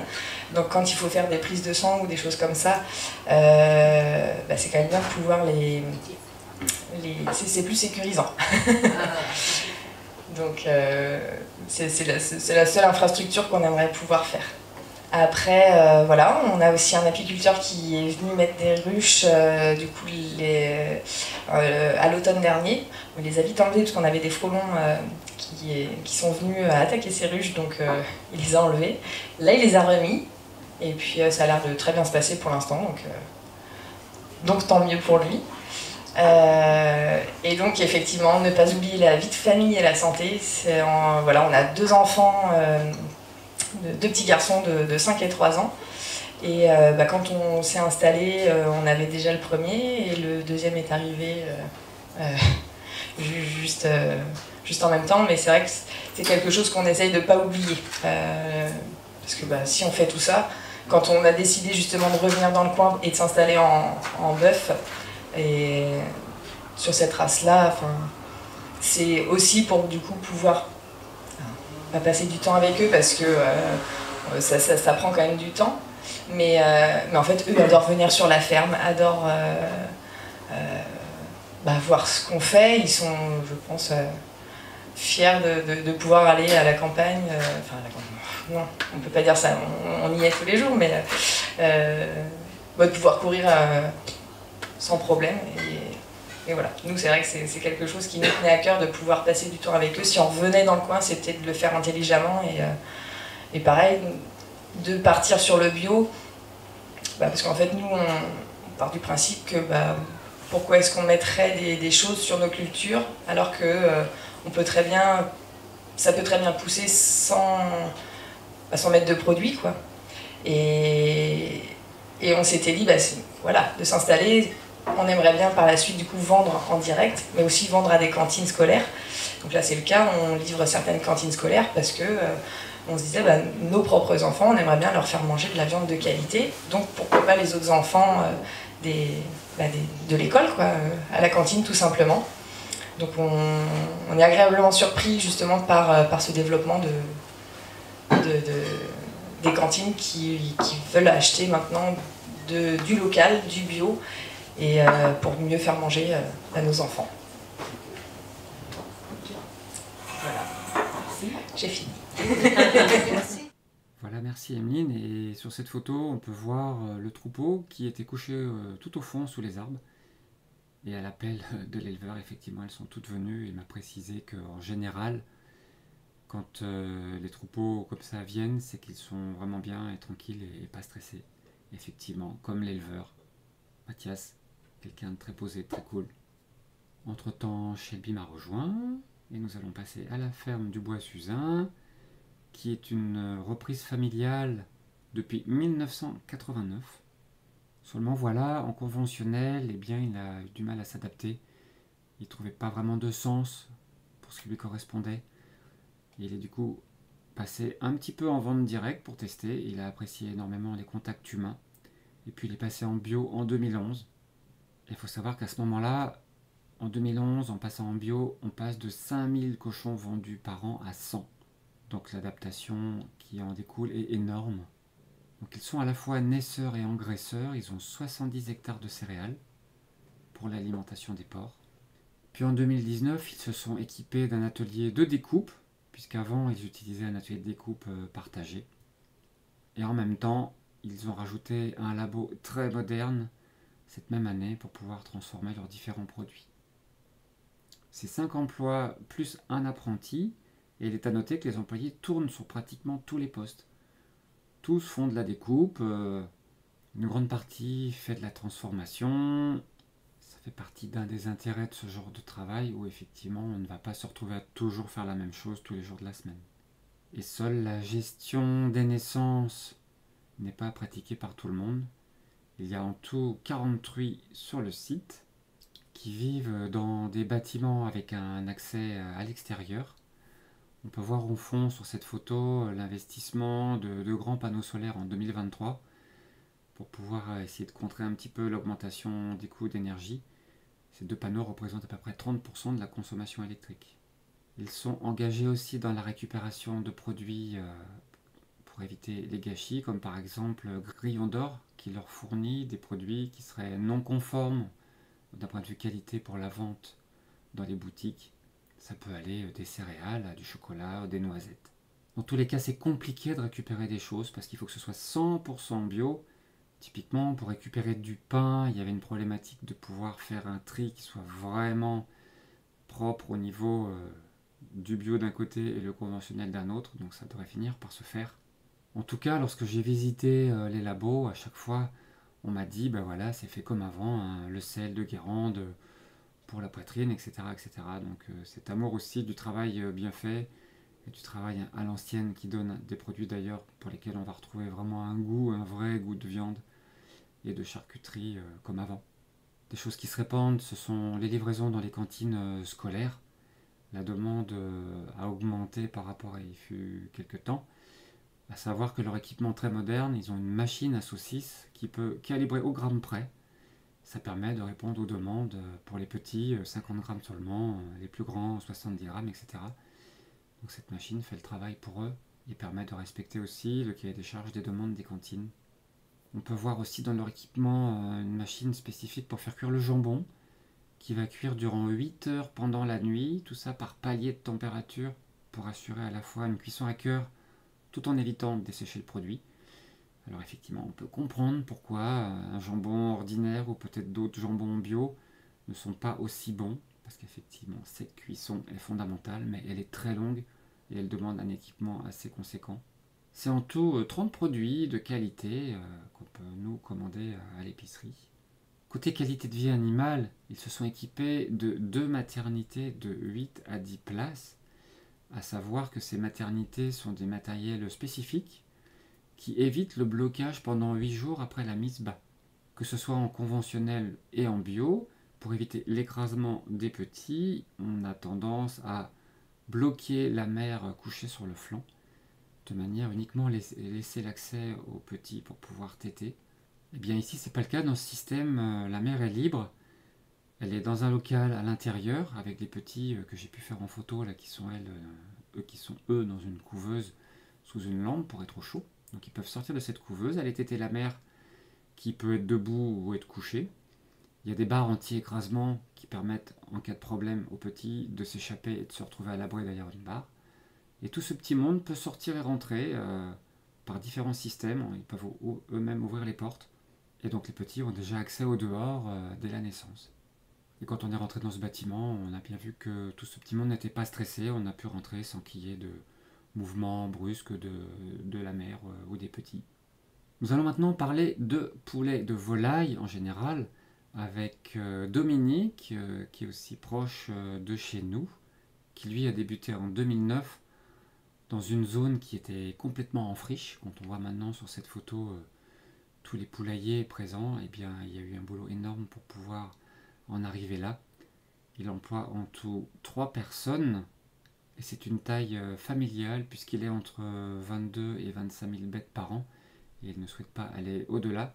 Au passage, les aliments achetés en partie eh bien, ont subi une très forte augmentation de prix, alors que lui n'augmente quasiment pas ses prix. En tout cas, sa viande de poulet dans mon épicerie n'a pas augmenté depuis fin de l'année dernière.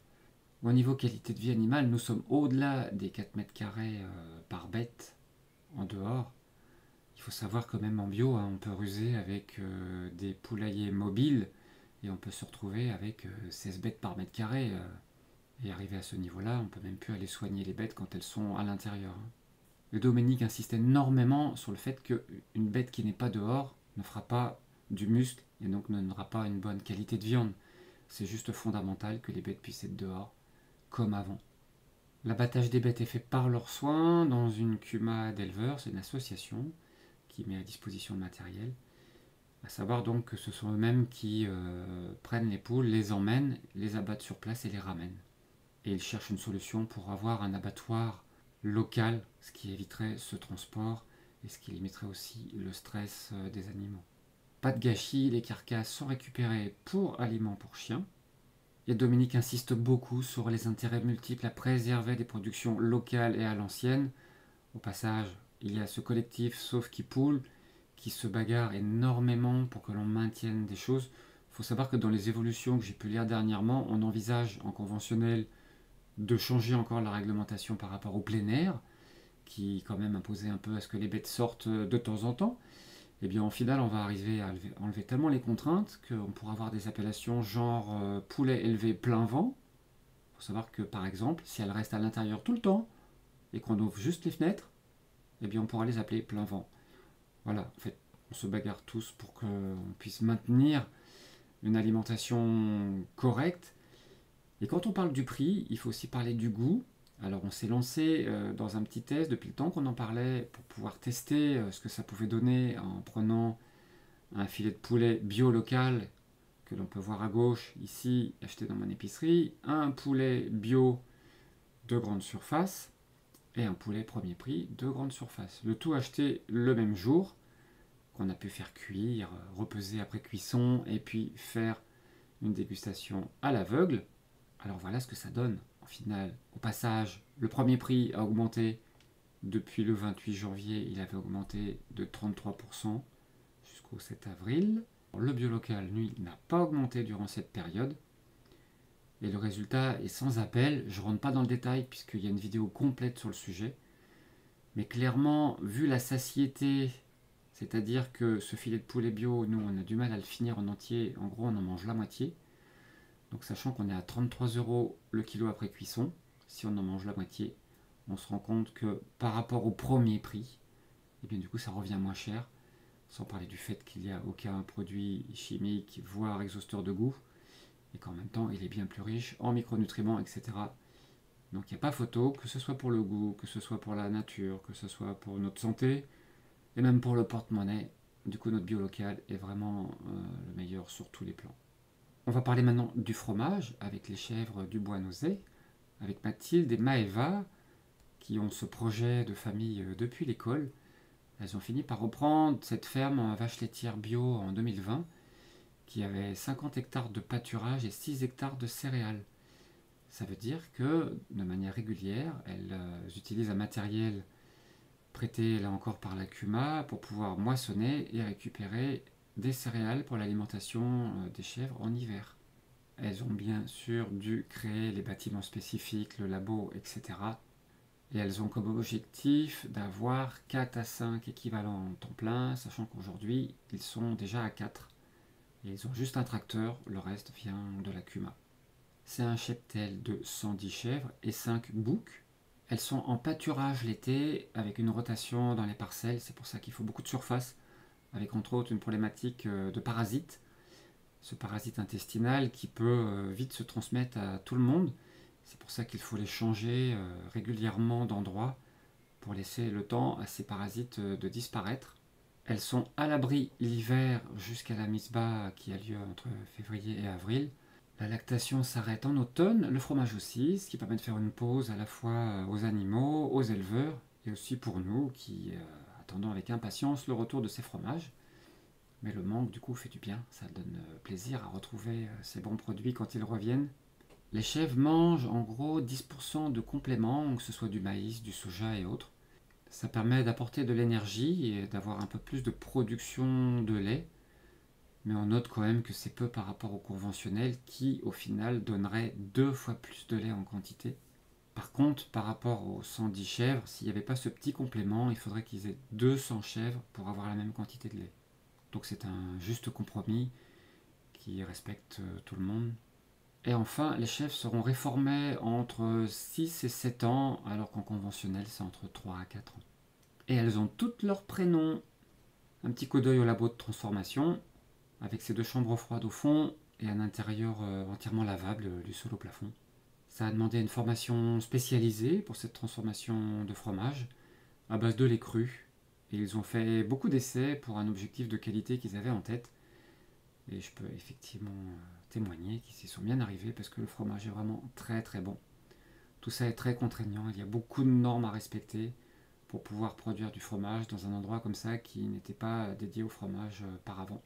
Mais le résultat en vaut vraiment le coup. On se rapproche maintenant de la fin du repas avec les biscuits, avec Bruno qui lui est dans la fabrication des biscuits depuis très longtemps maintenant. Il s'est installé en 2016 à Missillac, pas trop loin de chez nous, avec des machines de seconde main. Il s'est retrouvé là-bas justement en ayant acheté des machines après avoir eu une interruption de quelques années dans ce métier de biscuiterie. On peut voir sur les photos des mélangeurs, des laminoirs, pas énormément de matériel, hein, tout le reste est fait à la main. Là encore, un approvisionnement en local au maximum. À noter aussi au niveau du sucre, important puisqu'il sert de conservateur. Au lieu des 30% classiques, Bruno se tient à 20-25% maximum. Et il utilise bien sûr du sel de Guérande. Il ne travaille pas sur commande, donc il n'a pas de stock. Et à noter qu'il connaît tous ses fournisseurs puisqu'il va chercher lui-même ses matières premières.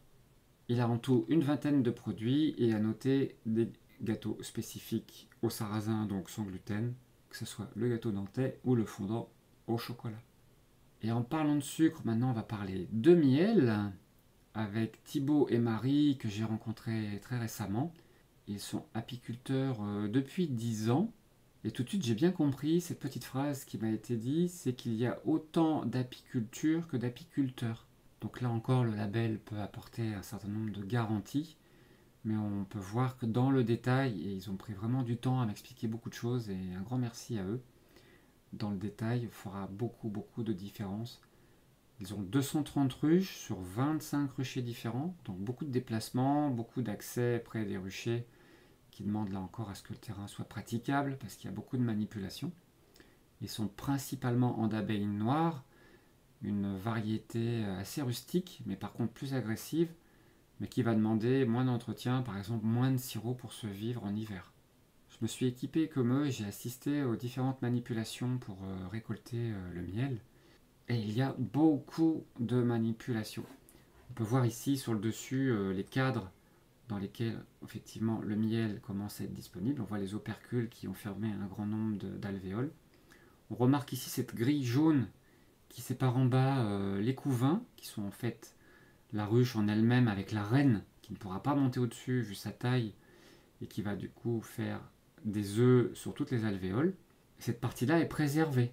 On ne récupère jamais le miel dans cette partie-là, donc on ne tue jamais aucune larve, puisqu'au-dessus, l'abeille reine ne peut pas monter, donc elle ne peut pas pondre, et que toutes les ouvrières sont stériles en fait, puisque les phéromones de la reine bloquent leurs ovaires, et donc elles ne peuvent pas pondre d'œufs dans les alvéoles. Donc en fait, les alvéoles, elles sont construites, le miel, ce qui sert à faire le miel est déposé dedans, et puis il est obturé, et après on peut récupérer le cadre, dont on voit ici une bonne partie des alvéoles qui sont déjà obturées. Je suis arrivé en plein pic de travail, puisque les 3 mois de printemps sont vraiment très durs, avec tout à remettre en marche, à surveiller les reines qui s'échappent pour essaimer plus tard, à récupérer ces essaims pour les mettre dans des ruchettes. Et le jour où j'étais avec eux, ils étaient prêts à aller porter des nouvelles ruches sur un nouveau rucher, à savoir qu'il fallait attendre la nuit pour que les abeilles soient rentrées toutes dans la ruche. Après, mettre tout ça dans un camion, faire la distance qui va bien, installer les ruches et rentrer chez soi, ça fait des journées vraiment très longues. Eh bien, c'est un vrai métier, c'est un métier pointu. Et franchement, le nombre de connaissances, le coup d'œil, le coup de main, ils ont pu me montrer une reine assez facilement dans une des ruches. Au passage, j'ai bien pu voir que leur reine n'avait pas les ailes coupées, ce qui est autorisé en conventionnel. Alors justement, conventionnel ou bio? Eh bien, aujourd'hui, ils sont en conventionnel, sauf qu'ils sont en conversion. Et on va voir que ça se complique. Il faut plus de 50% d'espace naturel dans un périmètre de 3 km autour de la ruche. Quand on dit espace naturel, c'est bois, roncier, champs non cultivés ou champs cultivés sans pesticides. La problématique majeure, c'est le traitement du varroa. C'est ce parasite que l'on voit ici, là, qui va du coup s'implanter au niveau des abeilles et aller jusqu'à les tuer. Et ils sont très vite transmissibles au reste de la ruche. Donc pour être en bio, il faut traiter ces varroas avec de l'acide formique, du thymol ou des huiles essentielles, donc des produits naturels. Mais il faut savoir que ces produits naturels ont une efficacité moindre que les produits chimiques. Il me citait le cas d'un collègue en bio qui avait perdu 70% de ses abeilles l'année dernière. Donc cette année, ils vont faire 50% de leurs ruches en traitement bio, avec de l'acide formique. Alors l'anecdote plutôt désagréable, c'est qu'avant, ces moyens d'acide formique étaient assez simples et accessibles. Pour 30 €, on pouvait traiter 100 ruches en achetant ce produit en pharmacie. Sauf que les brevets sont passés par là, on s'est retrouvé avec des AMM et toute l'armada administrative et juridique autour du sujet. Et maintenant, on est rendu à 900 € pour toujours pouvoir traiter 100 ruches. Et ça va continuer comme ça sans cesse. Les apiculteurs qui vont trouver des nouvelles solutions naturelles, eh bien les industriels risquent de se les approprier, de les breveter et de rendre tout ça encore plus difficile en accès, ce qui est absolument scandaleux. Ça reste naturel. Je pense pas qu'on soit amené à breveter ce qui est naturel et ce qui appartient à la vie. À savoir aussi que pour passer en bio, il faudra tout changer, les cadres entre autres, qui pourront avoir été pollués par des substances, et il faudra changer ces cadres, il faudra changer beaucoup de choses. J'ai été amené à poser la question sur la disparition des abeilles, puisqu'on entend beaucoup parler en nous disant que bientôt il n'y aura plus d'abeilles, qu'il n'y aura plus de pollinisateurs et qu'on ne pourra plus avoir de fruits et de légumes. C'est comme souvent un peu plus compliqué que ça, c'est surtout l'environnement proche qui fait tout. Donc c'est pas le fait d'avoir des ruches dans son jardin pour avoir plus d'abeilles, ce qu'il faut surtout c'est préserver la nature autour de nous. Bien sûr il y a les pesticides dans les champs, donc si on consomme bio, eh bien on va aider puisqu'on va augmenter ce nombre de surfaces cultivées sans pesticides, donc du coup les abeilles vont s'y trouver mieux. Mais ça veut dire aussi à nous de garder des zones de haies, des zones sauvages, ne pas tondre à blanc, garder des fleurs mellifères, etc. Alors on a la chance sur la presqu'île d'avoir beaucoup de producteurs bio, ce qui fait que globalement les abeilles se portent très bien. Alors ça n'enlève pas la problématique qu'il y a des disparitions de pollinisateurs dans certains pays et même en France avec certaines plantes qui sont pollinisées par des espèces sauvages spécifiques. Le seul problème que l'on rencontre ici, ce sont les frelons asiatiques comme un peu partout. L'année dernière, il y a eu des soucis avec des ruches de cet apiculteur qui avaient été posées sur la ferme de la Côte d'Amour, là où il y a les vaches au braque. Et il y a eu tellement de frelons asiatiques qu'ils ont dû enlever les ruches pour pouvoir préserver les abeilles. Et pour obtenir notre miel, il ne reste plus qu'à centrifuger les cadres pour profiter de ce super produit aux multiples propriétés. Il y aura juste un coup de couteau à donner pour enlever ces opercules de cire. La cire sera récupérée, refondue pour faire soit des fonds à des départs pour les alvéoles dans les cadres, soit pour mettre à disposition la cire aux abeilles pour éviter qu'elles en produisent. Et on va obtenir ce bon miel disponible là encore aussi à notre épicerie. On va parler maintenant du chocolat avec Laurent qui lui est parti d'une feuille blanche en 2013 avec un objectif unique, c'est créer et fabriquer des produits gourmets et artisanaux avec en priorité le goût et l'éthique. Je vais laisser parler Laurent après, mais l'éthique c'est quelque chose de fondamental pour lui. Je vais faire quelques commentaires sur ces transparents qu'il n'a pas pu commenter, on était un peu en retard.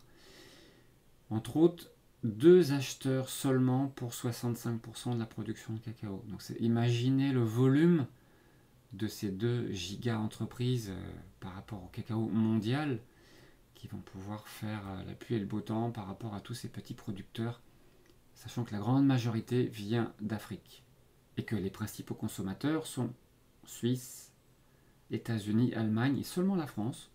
Sur ce graphique, intéressant à regarder en bas, la répartition des bénéfices, 6% seulement pour les personnes à l'origine des fèves de cacao.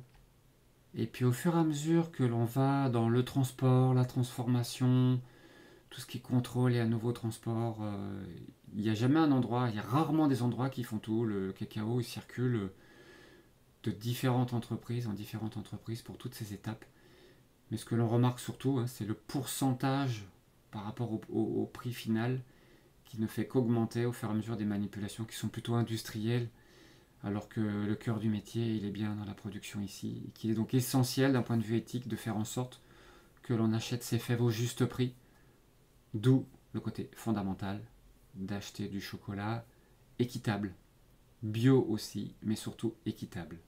Et équitable, eh bien ça veut dire tout ça, s'attacher aux producteurs, être transparent à tout point de vue, avoir des pratiques à tout point de vue qui sont équitables pour un prix juste, pas de travail d'enfant ni de travail forcé, pas de discrimination non plus, en allant jusqu'à la protection de l'environnement, bien sûr. Et je laisse la parole à Laurent. Donc Laurent Keradonkuf, j'ai commencé à réfléchir au chocolat en 2013 et j'ai vraiment démarré en 2015 en arrivant à Guérande. Voilà, j'ai passé plusieurs étapes. On a même eu une boutique de vente en direct à Saint-Nazaire qui ferme dans une semaine. Donc il n'y aura plus de boutique. Il n'y aura plus de boutique du tout. Il y en aura, tant que je serai là, plus jamais. Voilà, comme ça c'est fini. Donc tout simplement pour vous expliquer ce qu'on fait, je ne vais pas vous embêter parce qu'il y a eu assez de mauvaises nouvelles, de choses tristes à entendre, etc. Donc je ne vais pas tellement vous embêter avec le marché du chocolat parce que vous allez partir encore plus triste que tous les problèmes qu'on peut avoir en bio aujourd'hui. Voilà, il faut savoir que le chocolat, c'est un produit qui voyage. Vous savez très bien que ça vient de loin, hein. Le cacao, on n'en produit pas en Europe. Il faut aller dans des zones qu'on appelle équatoriales. Donc voilà. Donc le cacao, c'est la matière première qu'on transforme nous à Saint-Nazaire. Avant à Guérande, mais maintenant à Saint-Nazaire. Et le cacao, c'est un marché mondial monstrueux dans lequel tous ceux qui interviennent sont des gens pas propres. Il faut savoir que 80% du cacao qui est transformé dans le monde, derrière, c'est des filières qui sont sales. Voilà. Après, vous en avez très peu. Hein. Le bio, c'est même pas 5% de la production mondiale de cacao. Et le bio équitable, c'est à peu près 10% des 5%. Donc c'est 0,5% du cacao qui est produit dans le monde qui est bio, qui est équitable. Voilà. Et sachant que pour des produits comme le cacao, bio et équitable, c'est fondamental. C'est-à-dire que c'est comme bio et local sur des matières comme la farine, comme les œufs, le beurre. Alors bien sûr, tout ce qui est café, cacao, tout ce qui vient de ces zones-là, s'il n'y a pas la dimension équitable, c'est dramatique. Et bio, ça ne veut pas dire grand-chose. Ça veut simplement dire qu'il n'y a pas de pesticides, ils font des analyses. Et la dimension humaine, le social, la dimension environnementale, vous pouvez l'oublier. Voilà. C'était le message le plus important pour moi aujourd'hui, c'est qu'il ne faut jamais dissocier bio et équitable sur des matières premières qui viennent de loin, parce que c'est pas la panacée, mais au moins ça garantit un minimum d'investissement, un minimum de sauvegarde, de l'environnement et d'une vie, enfin, d'un niveau social à peu près correct, et d'une protection des gens. Parce qu'il y a des gens derrière tout ça, et s'il n'y a pas d'implication équitable, c'est dramatique. Voilà, donc il y a des filières équitables qui marchent bien, avec des beaux projets, des choses intéressantes. Donc ça, on va passer, c'est pas grave, vous pourrez avoir les informations, c'est simplement pour vous dire que quand vous mangez un chocolat, 65% du cacao, ça vient du Ghana et de Côte d'Ivoire. Et quand vous mangez du chocolat, 65% du cacao qui est acheté dans le monde, c'est seulement 2 entreprises. Voilà, 65% du cacao est acheté par Barry Callebaut, qui est une société industrielle belgo-suisse, et par Cargill, qui est une société privée américaine qui participe fortement à la déforestation de l'Amazonie, participe à des trucs pas propres en Côte d'Ivoire et au Ghana sur le cacao. Enfin, c'est une entreprise de merde, quoi, hein, pour dire que c'est pas bon. Voilà. Avec les OGM sur les céréales et tout. Ouais, n'en parlons pas, mais voilà, c'est dramatique. Voilà. Donc, c'est un duopole entre les producteurs et les transformateurs. Voilà, les plus grosses usines de transformation de cacao et de fabrication de masse de cacao sont en Côte d'Ivoire et au Ghana. Voilà, donc c'est un marché très industrialisé et le bio et l'équitable c'est vraiment très marginal. Il n'y a pratiquement pas d'industriel. Voilà, ça c'est le long parcours du cacao. Il faut savoir que on a parlé beaucoup local, le pain tout à l'heure, les œufs, c'est local et c'est fondamental. Le cacao, malheureusement, ça ne peut pas vraiment être local, sauf en Côte d'Ivoire où on peut transformer et manger le cacao. Au Togo, où je travaille beaucoup, on est en train de réfléchir à transférer une partie de mon matériel au Togo pour fabriquer le chocolat sur place et le vendre en Afrique. Donc ça, c'est le projet sur lequel je suis, ça sera mon projet des 10 prochaines années. Donc le cacao, c'est très complexe, on retrouve une dimension agricole importante, et c'est fondamental.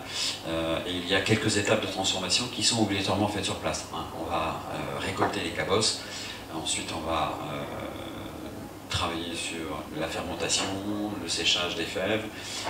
De façon inconditionnelle, ça doit obligatoirement être fait sur place. On ne peut pas transporter des cabosses et les emmener en Europe pour les transformer. Donc de plus en plus, les étapes de transformation se font sur place, et ce qui me paraît cohérent. Voilà. Ensuite, c'est transporté. Alors le transport, le cacao fait le tour du monde, peut-être parfois 3 ou 4 fois. En tout cas, il y a beaucoup de chocolat bio que je trouve dans les magasins qui font 3 fois le tour de l'Europe avant d'arriver dans les magasins. C'est comme ça. Et ensuite, il y a plusieurs intervenants qui vont transformer le chocolat, transformer les fèves de cacao pour fabriquer du chocolat. Parfois c'est que la masse, parfois c'est que le beurre, ensuite le sucre arrive, ça va dans une autre usine qui va fabriquer du chocolat, ça repart dans une autre usine qui va fabriquer des tablettes de chocolat, et ça va dans différentes distributions, ça fait le tour de l'Europe avant d'arriver dans un centre de distribution chez un distributeur, un grossiste, un magasin, une boutique, et chez vous. Voilà, ça bouge beaucoup. Là, on vous donne une répartition des bénéfices, parce que moi j'y suis très sensible.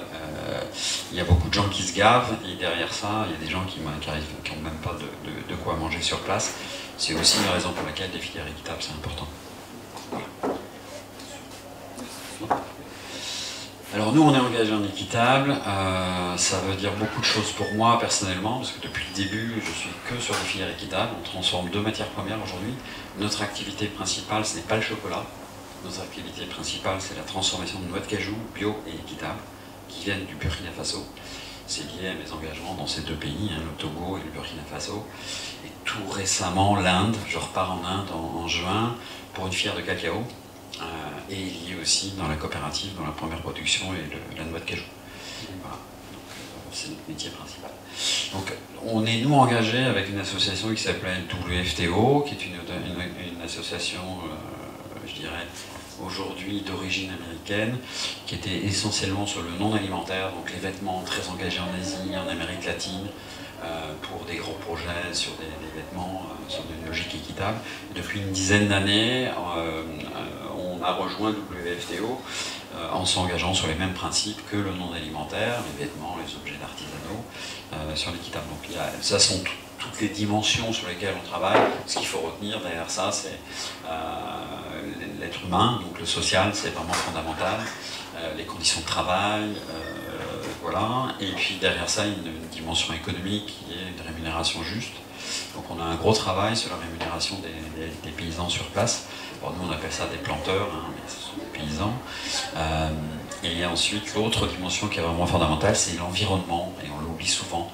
Vous achetez des tomates bio espagnoles, et on en parle un peu en ce moment, où moi j'ai connu des cultures de tomates bio en Bulgarie, et je peux vous assurer que c'est une catastrophe environnementale. On achète de la tomate bio, mais derrière c'est catastrophique, quoi. Il n'y a pas de pesticides, c'est sûr, on fait des analyses, mais d'un point de vue agriculture pure, c'est une catastrophe, quoi. Donc voilà, donc ça c'est des choses qui sont importantes.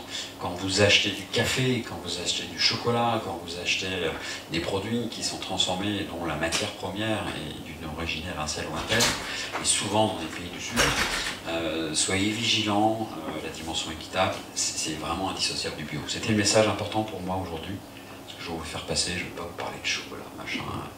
Le goût du chocolat, c'est très personnel. Voilà. Moins il y a de sucre, meilleur c'est pour la santé. Voilà. On a une petite gamme qui devient de plus en plus grande. On est en train d'abandonner le sucre de canne. Et on travaille de plus en plus soit sur du 100%, soit sur du sucre de fleur de coco. Voilà. Donc on est en train de renforcer. Et bientôt, on sort une gamme qui sera plutôt très orientée santé. On va ajouter du moringa, du baobab et de la spiruline marine à nos chocolats. Voilà. Pour que ça soit bon, mais qu'en même temps, on retrouve des dimensions santé intéressantes. Voilà. Donc l'entreprise s'appelait l'Atelier avant, et depuis le mois de janvier, c'est terminé. On est en train de faire disparaître l'Atelier, et tous nos produits seront labellisés LK, Laurent K, moi. Voilà. C'est une sorte de dernier coup de chapeau. Voilà. Donc là, c'est une photo d'une formatrice au Togo, qui fait partie de la coopérative, et dont le rôle est de former les paysans à une agriculture, je dirais, saine, correcte, et qui leur permet de gagner plus d'argent. C'est-à-dire qu'en fait, c'est des gens, ils ne savent pas gérer leur plantation. C'est une catastrophe. Donc les programmes équitables leur permettent, au-delà de ça, de doubler, voire tripler leurs revenus sur la même surface. Une plantation en moyenne de cacao, c'est un demi-hectare. Et ils doivent vivre avec un demi-hectare de cacao. Laurent, le cacao, il est intégré dans un ensemble forestier, dans ça, Alors ça dépend où. Au Togo, on a lancé 17 plantations avec un programme d'agroforesterie durable en polyculture, voilà, de façon à augmenter les revenus du même sol. Et sachant que déjà, basiquement, c'est assez... Alors, sur des vieilles plantations, c'était en polyculture, presque de l'agroforesterie, je dirais, de base. Et après, depuis une vingtaine, une trentaine d'années, ça a beaucoup disparu, déforestation, on a planté du cacao partout, à tout va, surtout dans les pays africains, et malheureusement, c'est assez catastrophique d'un point de vue équilibre écologique, quoi. Donc il y a un gros travail, au Burkina Faso aussi, sur la noix de cajou, il y a des plantations de test en agroforesterie, parce que là, c'est une catastrophe. C'est de la monoculture sur des milliers d'hectares. On fait 60 km. 60 km à gauche, mangue, à droite, anacardier, et il n'y a que ça. Dans 20 ans, il n'y en a plus, parce que le sol est mort, ils ne gèrent pas, ils ne nourrissent pas, mais c'est l'Afrique, on vit aujourd'hui, et puis on verra demain. Alors quand on en parle de gérer différemment, de planter d'autres variétés de fruitiers, de travailler le sol, voilà, c'est très compliqué. Donc il y a des enjeux environnementaux énormes dans ces pays-là, en fait. Sachant que si ça disparaît, 50% des revenus de la zone de Bobo du Lasso au Burkina Faso, c'est la mangue et la noix de cajou. S'il n'y a plus, c'est une catastrophe, je dirais, sociale. Voilà, il y a des enjeux partout. Tu parlais des problèmes de poules, on parle des problèmes d'agriculture. Voilà. Alors ce qu'il faut savoir, un truc sympa lié aux abeilles, c'est que la pollinisation du cacao en Amérique latine est faite par la mouche du cacao, qui n'existe pas en Afrique, c'est-à-dire qu'on a pris des fèves et on a pris des variétés de cacao d'Amérique latine pour les transférer en Asie et aussi en Afrique. En Afrique, ce sont les abeilles. Donc on est en train de développer l'implantation de ruches et de leur permettre de vendre, c'est un apport en agroforesterie aussi, ça leur permet aussi d'avoir un apport en revenus avec le miel. Et c'est l'abeille qui pollinise le cacao en Afrique. En Ouganda, enfin dans toute l'Afrique, j'ai toujours vu que des abeilles. C'est marrant, hein. Voilà. Donc, bonne fin de soirée, j'espère que j'ai pas été trop long. L'abeille n'est pas endémique en Afrique. L'abeille était endémique, mais par contre la mouche du cacao n'a pas suivi le cacao, elle n'a pas supporté. Et la seule façon, ça a été naturel, hein, ça n'a pas été provoqué, c'est l'abeille. Et j'ai appris ça il n'y a pas très longtemps, moi je me balade depuis 15 ans dans les plantations de cacao, et j'ai appris ça, j'ai connecté il y a 2 ans, je pensais que c'était la mouche du cacao comme en Amérique latine. Voilà, donc nous on travaille avec 3 pays, l'Équateur, l'Inde et le Togo. Voilà. Ça me fait voyager et c'est ce que j'aime aussi. Et pour finir, on va parler des savons avec la savonnerie d'Anaïs, que j'ai pu rencontrer pendant presque 2 heures, et elle m'a montré comment concrètement fabriquer ces savons. Alors pourquoi fabriquer ces savons-là? En fait, elle avait des soucis de peau depuis toute petite, avec des urticaires, des eczémas. Et en se renseignant, eh bien, la solution a été pour elle d'avoir des produits plus naturels et doux pour pouvoir conserver la peau et son usage normal avec sa couche hydrolipidique, etc. Donc la solution, c'était le savon à froid avec des ingrédients bruts, biologiques et issus au maximum de producteurs locaux. Elle s'est donc formée pour devenir savonnière en 2019. A noter qu'elle n'est pas labellisée AB parce qu'il faudrait labelliser chaque produit rentrant dans la composition, même s'ils sont déjà bio, et le produit final. Inutile de dire qu'au niveau coût, ça ne le fait pas. Donc seul inconvénient, elle ne peut pas vendre en Biocoop et autres.